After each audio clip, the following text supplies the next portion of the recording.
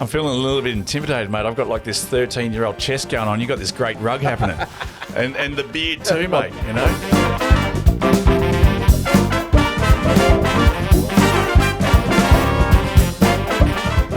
Here we are back in the sauna. Welcome, folks. Welcome to another Sauna Sessions with Shay.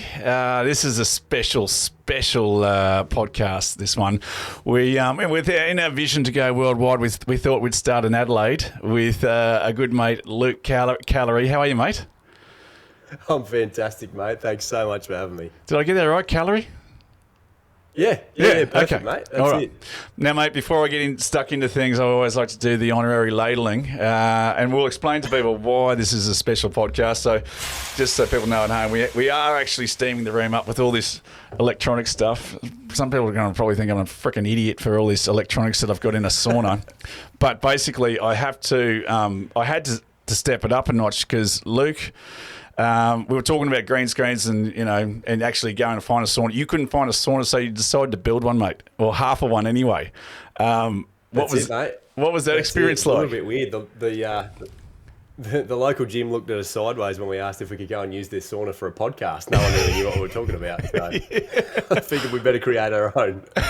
Well, because I would have loved to keep the illusion going, but I just love people. I love behind the scenes. I love all the bloopers and what's going on. So I may actually just post below some pictures of you, what it looks like in the backdrop, because you've done a humdinger of a sauna. And look, it's luckily you are a builder and it's come together nicely. All the dovetail joints have come together nice and flush, I guess.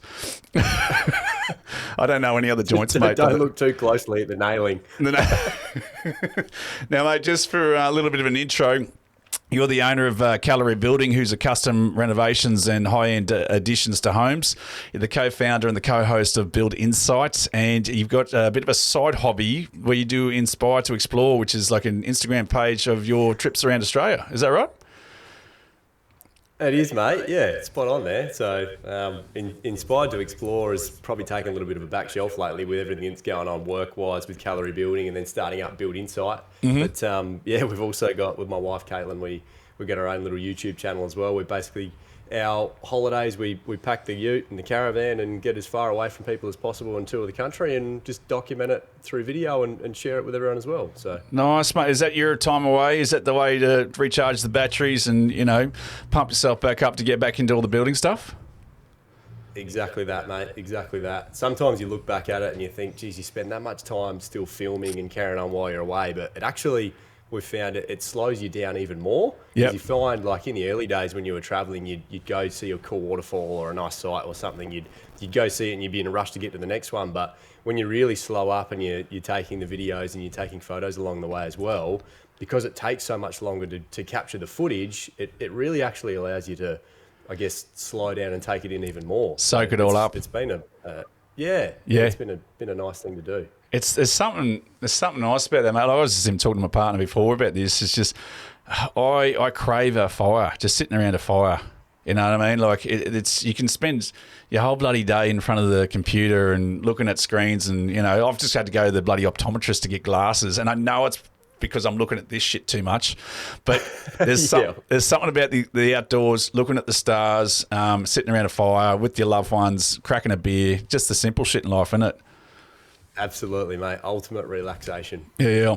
Now, mate, tell me a little bit about this Build Insight. What's going on there?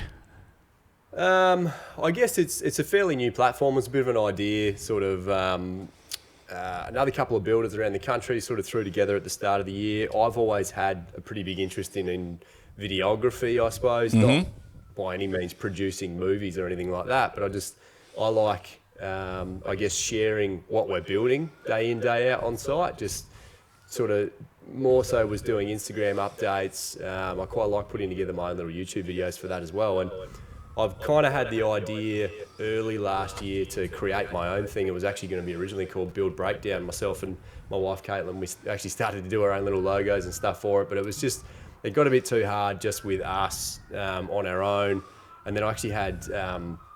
one of the Backman boys, Dean Backman from Backman Builders over in Melbourne, he reached out to me at the start of the year, kind of knowing that was the direction that we wanted to go, and he said basically he was keen to jump on board as well, and he had another local builder and another building designer that was keen to collaborate and put all of our content together and just see where it went. Basically, it was more for fun in the early stages of it, but the more we got talking, we really saw it as an opportunity actually to share our learnings and the information that's not put out to the industry in any other way. To be able to actually put that out as more of an educational platform to provide a lot more insight into the day-to-days of running and what goes into a building, actually like building your forever home, I suppose. Well, that's important, mate, I think, because like most clients they're not educated on what's going on. But who doesn't love to see behind the scenes of what's going on? And when you're kind of transparent like that, it helps everyone, doesn't it? It does, and I guess it's there's so many unknowns that people. I mean, some people really don't care. They just want a house that looks nice. They really couldn't care what was behind the plasterboard. But there's a lot of people that when they really do start to understand when you're showing them how something actually gets constructed. The reaction that they've got is quite mind-blowing actually, and it gives people the realisation nowadays, I suppose, with how much everything's been inflated and the building costs that have gone up, when people realise how much effort's actually gone into it. I guess it's a bit more of an eye-opener for people to understand on why things are costing the way that they are, as well as I guess just some of the practices and how things perform, like why you do bigger insulation and certain types of window details and things like that, just to seal up any gaps to be able to stop air drafts so that you haven't got an energy consuming monster at the end of the day. So nice, mate. Nice. No, I love it. And mate, you're now venturing more in front of the camera. How do you find that? It's pretty good actually. It's very, very relaxed. Well, I feel very relaxed with it at the moment. I guess early days was a little bit, that awkward moment of the idiot on site talking to himself on his phone, walking around. You got a few sideways looks, but everyone's, I guess, semi used to it now, I suppose. We've doing a lot more of it. We've actually just employed Caitlin full time in the business as well. Oh, nice. To be able to capture a lot more media and content. That's sort of the direction that we wanted to go. So Caitlin's she's by trade a photographer, but she's venturing into the video as well. Yep.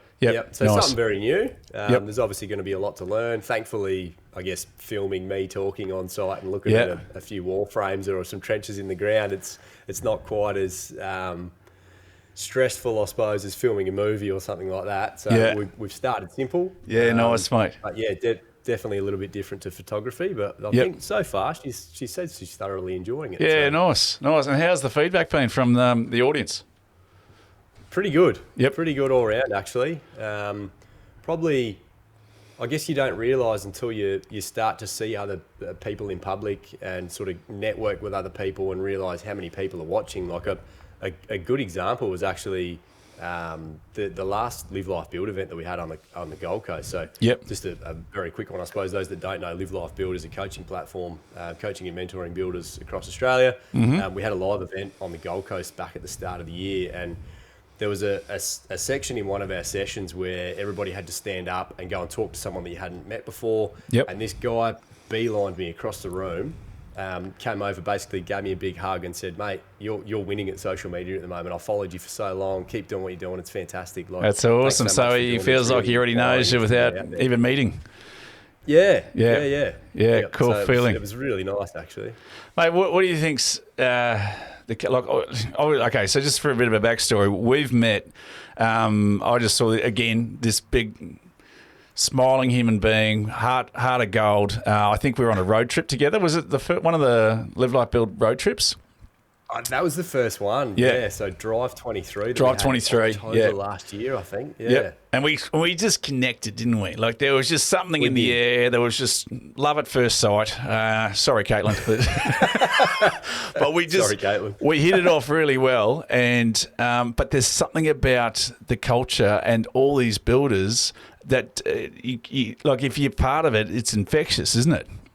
It is. It's something that I guess you really need to see it to believe how powerful it is. I was a little bit skeptical as well in the early days when I first started to see the Facebook ads and stuff popping up for Live Life Build, but that's probably the main draw card that's kept me in there, I mean, I've always got a lot to learn. I've definitely got a lot to learn still. So there's obviously the educational side of it that's still keeping me in there as well. But the community of people that are going through the day-to-day, the same problems, the same challenges, they've got the same wins as you as well, because it's not all about the challenges. You've got to make sure that you share your wins as well. Yep. I guess it's the community of being able to talk to people that are doing the same thing and encourage each other. It's just, it's like nothing that I've ever been involved in before and ever seen. It's fantastic. Yeah, nice, mate. And look, did you feel like, you're isolated, you're on your own, it only happens to you, all the problems of being a builder? Because I hear the story a lot, working with Dwayne and his podcast, a lot of builders just feel that, it's just happening to them, but there's a pattern. Everyone seems to be going through the same shit and everyone's learning about the same stuff. Was that a big part of, joining Live Life Build? Yeah, I guess so, yeah. You do feel very isolated, I suppose. I was, I guess, fortunate in the early days. I had a lot of older builders that not necessarily fully mentored me, but provided a lot of encouragement. So I started out, I'm a carpenter by trade. Yep. Did a lot of contract carpentry in the early days, working for, I guess, some bigger custom builders that specialised in some pretty unique renovations that you needed to have a really good connection with your carpenter to be able to rely on doing the little intricate details and the little cut-ins and things like that. So those guys, I guess, they were a good source for me to lean on, understanding that not everybody has that connection. Yep. So I was a little bit lucky in that sense, but yeah, it was still, when you really needed the nitty-gritty information, when you sort of asked about finances or how did you get through this big struggle, it was kind of, everyone just looked at you like, I don't know, we just worked it out. Like, face through it yourself. Like, things are tough, mate. Like, it's not going to be easy. You just got to work your way through it. So. Yeah, well, it was interesting. Like Dwayne was talking about the other day, and he said he realised that a lot of people, like builders that were, your mentors, just didn't bloody know. They didn't know the answers. Yep. So it's either they just try to avoid it, or they just made up some shit on the spot to basically try and get rid of you. Yep. So yeah. But look, mate, being a builder, it can't be an easy job. So when did you realise that you had the bug that you wanted to build things?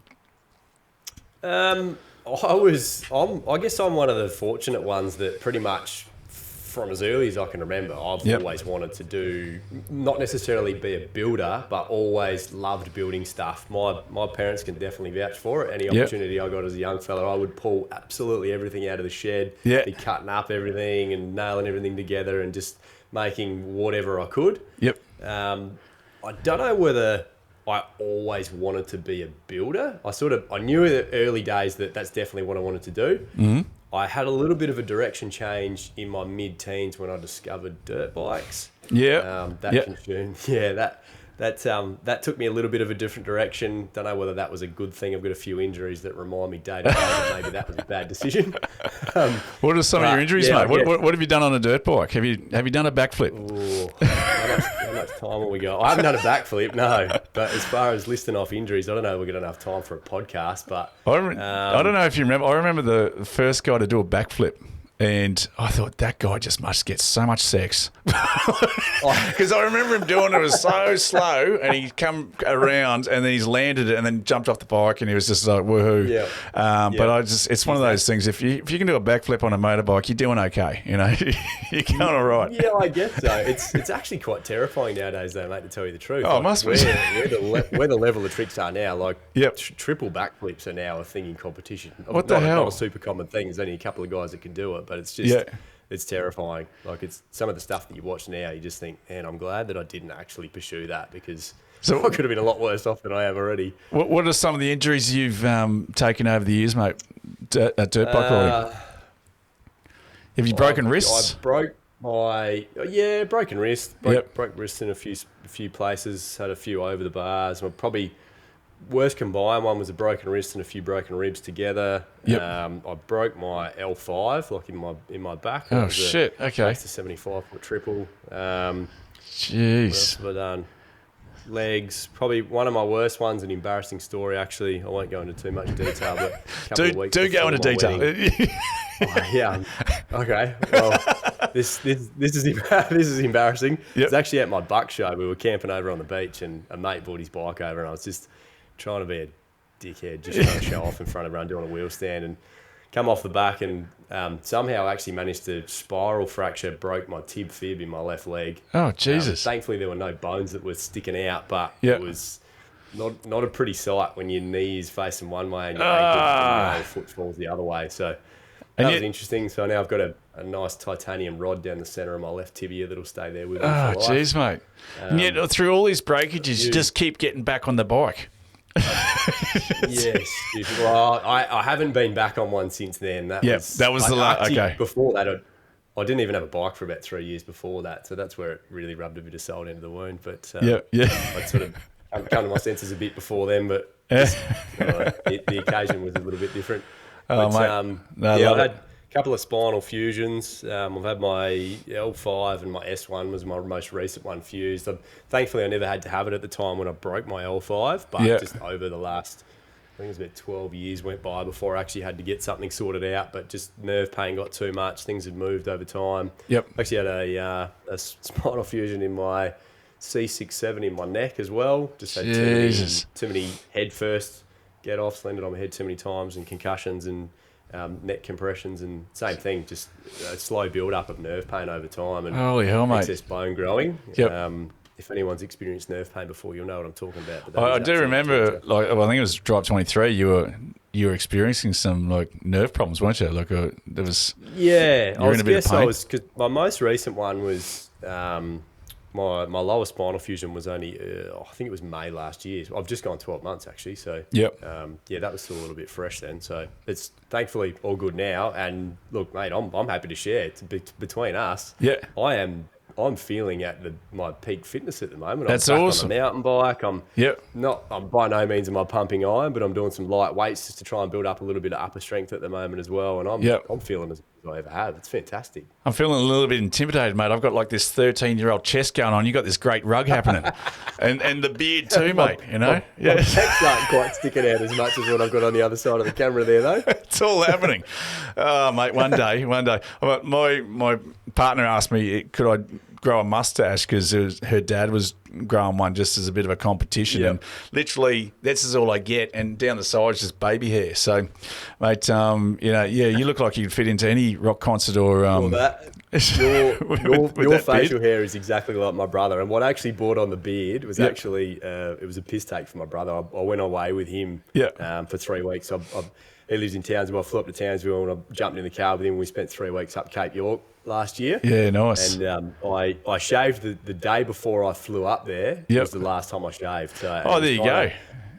The 3 or 4 weeks that we spent together, how much facial hair I grew compared to his moustache that he'd had the whole time. I felt the need to keep it going, and here we are. I don't know, maybe 9 months later, I've decided to keep it. What's the age gap between you and your brother?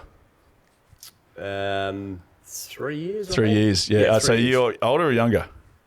I'm the older brother. The older one. See, I'm the older brother as well. And the only time I felt inadequate about the whole thing was when year 10, and my brother's in year 8, and he's got a full bloody beard going on, and I'm like I'm like you're just trying to sprout something, you know, and nothing's coming. So you know, think hard enough, you think it might grow. Yeah. No. Then you get to 37, realise it's not going to happen. I'll never get anything connecting up the sides here, but mate, that's a serious beard going on. Love it. Yeah. Now, mate, also I've done a bit of Facebook stalking on you. Did you get married at the start of the year? No, so it's popped up probably actually at the start of the year, because our my Facebook account got hacked at the start. Oh, there you go. It was a real nightmare actually. So the 3rd of Jan was married. You got married, but not this year. Definitely not this year. Okay. It was actually 17th of February was our 6-year wedding anniversary this year, mate. Oh, so, there you go. Congratulations, mate. Well thanks, done. Mate. Yeah, I can. Well, because actually, did I hear a rumor that you got married recently? I did, mate. I did. Yeah, it was a. Mate, that's awesome. Thanks, mate. Yeah, it was a bit of a shotgun wedding. It was an 8-day turnaround. We literally got out of the 8 days. 8 days. We got out of the gym. We went and had a coffee, and my partner said, "I'm sick of all this shit, all the wedding stuff. Do you want to get married next weekend?" Because we had some cousins coming down. And I said, look, give me a thumbs up or a thumbs down, and, think about it on your way to work. And she gave me a thumbs up, and it's like, right, we got on Airtasker. We got the celebrant booked booked in, and he's like, you can't get married that quick. But I said, can you jump through some loops? And he's like, yeah, and leave it with me. And then 8 days later, mate, we're getting married in Sari's dad's retirement village. How cool was that? Yeah, so it was a quick one, but Awesome. we got it done, and life's good, mate.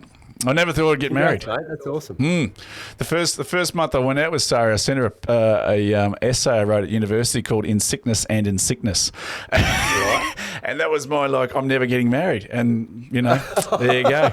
When the right woman comes along, everything goes out the window. So yeah.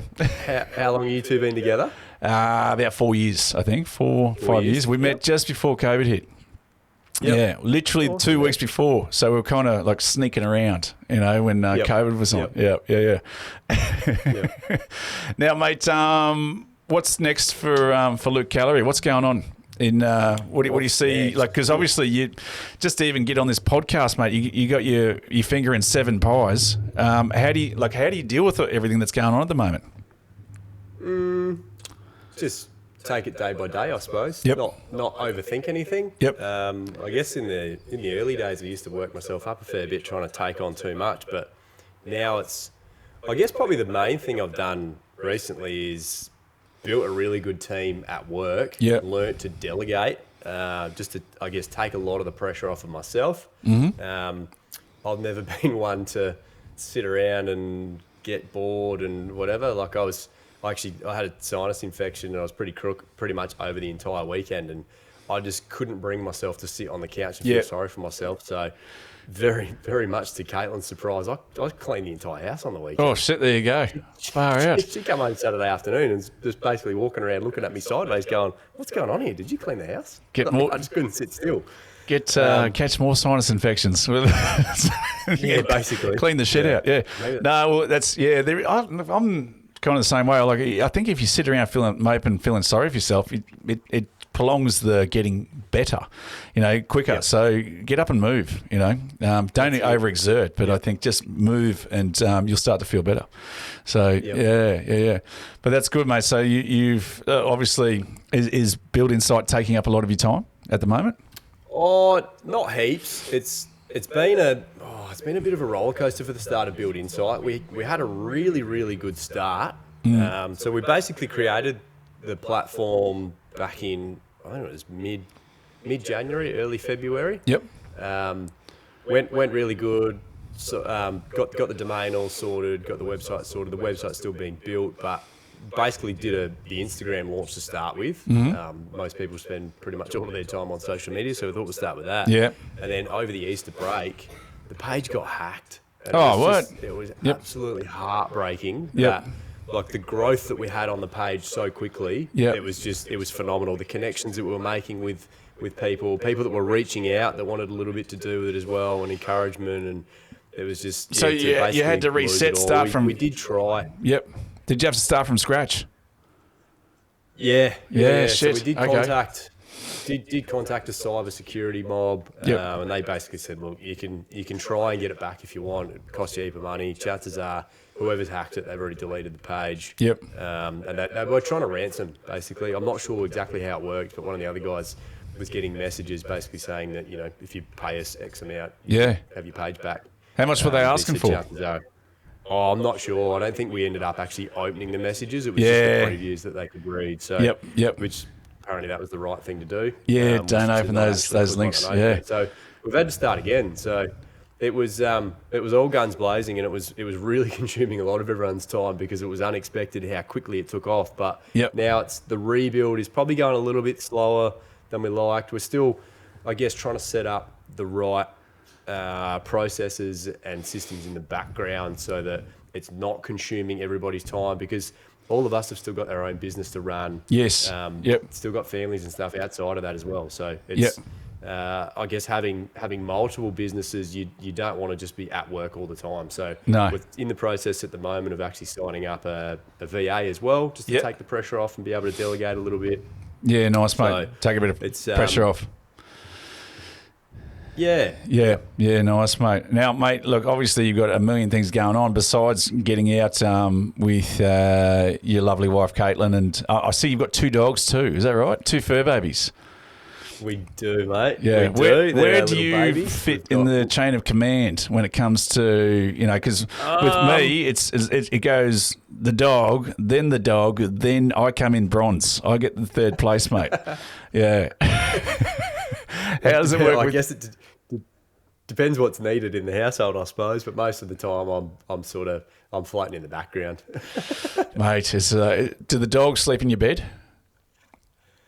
Oh, from time to time, Yep. we go through phases because, believe it or not, this is how bizarre it is, Shay. So Caitlin's actually allergic to, just about every animal on the planet. So really? Yeah. We took the biggest risk ever when we first got, when we got the first dog, because we knew that she was allergic. So allergic to dogs as well? She's like really, really highly allergic. My sister's got a dog, and other friends, like when we'd go to their houses or whatever, she would blow up like a balloon. Wow. Like cats as well? Cats? Cats is probably worse. Yeah. Yep. So we thought, had heard stories of, I guess, people getting a kitten or a puppy from early stages and becoming immune to the exposure of having just that one animal in your house. Yeah. Yeah. So we took a risk. Took a risk and got the puppy. I'll never forget the first night that we got him home, and they were sitting together on the lounge room floor, and she sat up at one point, and it was, I don't even know how to describe it. Her face was so swollen. Oh, no, yeah. Eyes were watering, nose was running. I thought, oh my God, what have we done here? This is not going to work. But the puppy's giving you this little puppy dog face, and you're like, we got to keep it. We can't give it back. Yep. I'm like, oh, do I keep the puppy and get rid of Caitlin? I'm going to do this. Thank God Caitlin's here to help set this up too. So how does that? So she came around to the dog eventually. Yeah. It's sort of not sure how long it took to get to a comfortable level. Still gets allergic now. So it's bizarre, mate. Some days you'll get maybe 2 or 3 days would be perfectly fine. Yep. Other days is horrible. So it's just, I guess. Has she had one of those prick tests? Where they put the needles up your arm and they can tell by how big the mound is how much you're allergic to something? I've had a prick test, and I don't think so. I know I've had one of them. I didn't have one of them as a kid, but I think they worked out I'm a massive prick, eh? Yeah, that's. But basically, mine was cats and horses. So if I go anywhere near a cat or a horse, my face blows up. And so it was it literally, when you're younger, if you go out with a girl and she's got 9 cats, it's like, see you later. It's like, it's and you get it. But if you're going out with a girl who's got 9 cats, and there's probably other things going on there. So yeah. But that's interesting. So she's actually allergic to most animals and the fur. Allergic to most animals, but 3 years in and 2 dogs later, we're going all right. There you go. There's something interesting, because I'm sort of from we've got 10 acres, so it's not farm, but we had a horse growing up. Right, so the horse would come to the front door and we'd feed it watermelon and all that sort of shit. But we never let any animal in the house, let alone on the bed. And now it's like the dog just creeps closer and closer, and now the dog's in between us, and there's nothing I can do about it, And it's cute. I get it, but I've never been one to have dogs in the bed, or they've always been outside. That reminds me so much of my dad. He was always. So we had dogs growing up, but they were definitely outside dogs. And any time there was an animal in the house, it was, "What's that doing inside? Go out!" Yeah. And now we've got 2 dogs. My brother, my brother's actually got 2 now as well. But whenever he's home, he just had the one, and my sister's got a Labrador as well. And so I reckon it was maybe Christmas last year. Yeah. All 4 dogs at home. And I've got a video that I wish that I could share it with you right now. That standing in the middle of the kitchen, there's 4 dogs sitting in a circle around Dad and just feeding them by hand, one by one, giving them treats. And they sleep inside. Christmas definitely Day for not everyone. allowed in the bedroom. Yep. And not on the couch. Yep. But, yeah, it's funny how things change. Oh, yeah. Well, I don't know when I because I was just never always outside, But and then they start cuddling up to you and to getting into your body heat, and they start getting this little nook, and they know it right in the middle of your back, and you start actually going, oh, that's nice. And you kind of start enjoying it. It's like, yeah, you're right. You can stay there. And then you sucker. And they give you the little puppy dog face, and then you're gone. Yep. You've lost it. Yeah. But we've got a king. I'm a real sucker for that, mate. We've got a in our bedroom door, because ours are inside dogs. They definitely live inside. They rule the house. But we try and keep them out of the bedroom. We've got a baby gate in our bedroom door to keep them out of the bedroom. And it'll just be Walter, the youngest one. It'll just be like you get up, you go to the toilet, go back to bed, and he sits at the gate and he just starts to whine a little bit. And you're like, all right, mate, come on in. And all we got to he's in the bed. You only have to do it once, and then that's it. You're done. That's it. Yep. Hey, mate, look, I would love to talk to you for another bloody half an hour, but the electronics in here are starting to get a little bit warm hot under the collar. But, mate, I appreciate your time building the backdrop sauna, and I hope one day it actually gets built into a full-size sauna. I can talk you through, helping you with the build. But, mate, it's been absolute pleasure talking to you. Now, if anyone wants to go, if you're looking for home renovations down in the Adelaide area, where do they go, mate? Well, without pumping us up too much, they can find us at www.callerybuilding.com.au, or they can look us up, Callery Building on Instagram. If you really want to go all out, our phone number is 8133 5566. Is that an Adelaide number? 81. That's an Adelaide number. There you go. You got to put 08 at the front of it. There you go. Okay, it's for area codes. It's just in case you're in Queensland, you're coming down to Adelaide, throw that plus 08 in front of it. Yeah. Mate, thank you so much for taking the time out. The hat suits you like there's no tomorrow, mate. I love it. You look. Keep doing what you're doing, mate. I appreciate all your time to come on the show and everything that you've done. And, mate, we'll have to get you back for another one when I can sort out electronics and heat. Maybe as a builder, I need to come to you. Build Insight needs to look at how you can get electronics in an 80-degree environment. So, yeah, that's stay tuned for that. But, mate, thank you so much for being on the podcast. I look forward to one day coming up and actually testing out the sauna in person. Well, mate, that's that invitation is always on the card. So anytime you're up this way, jump in the sauna for real, and we'll do a round 2. Thanks, mate. Love it, mate. Thank you very much. All right, guys, if you've enjoyed this episode of Sauna Sessions with Shay, don't forget to like and subscribe, and we'll see you for the next one. Thanks, guys.